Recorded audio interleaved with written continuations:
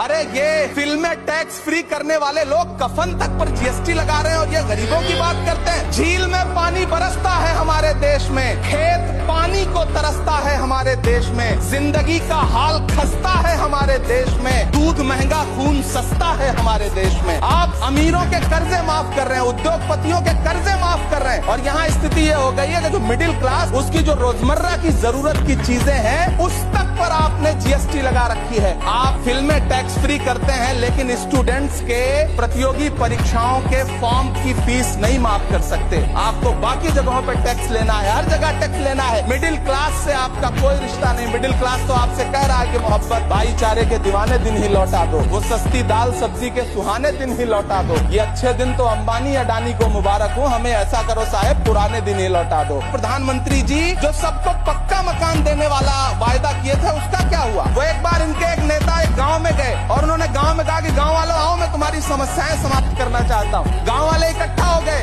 नेताजी ने गांव वालों से कहा बताओ तुम्हारी 2 समस्याएं बताओ, मैं दोनों समस्याओं का यहीं पे समाधान करूंगा। तो गांव वालों ने कहा साहब हमारी पहली समस्या है कि हमारे यहाँ कोई हॉस्पिटल नहीं है। तो नेताजी ने मोबाइल निकाला, कहीं फोन मिलाया और मिला के फोन पे पता नहीं क्या कुछ कहा कि यहाँ गाँव में हॉस्पिटल नहीं है, हॉस्पिटल तुरंत यहाँ हॉस्पिटल चाहिए। गाँव वाले खुश हो गए कि 1 मिनट में यहाँ हॉस्पिटल आ रहा है। अगली समस्या के बारे में उन्होंने नेताजी ने गाँव वालों से कहा कि मैंने आपकी पहली समस्या समाप्त कर दी, दूसरी समस्या बताओ। तो गांव वालों ने कहा साहब इस गांव में कोई भी मोबाइल का नेटवर्क ही नहीं है। ये है इनके काम करने का तरीका।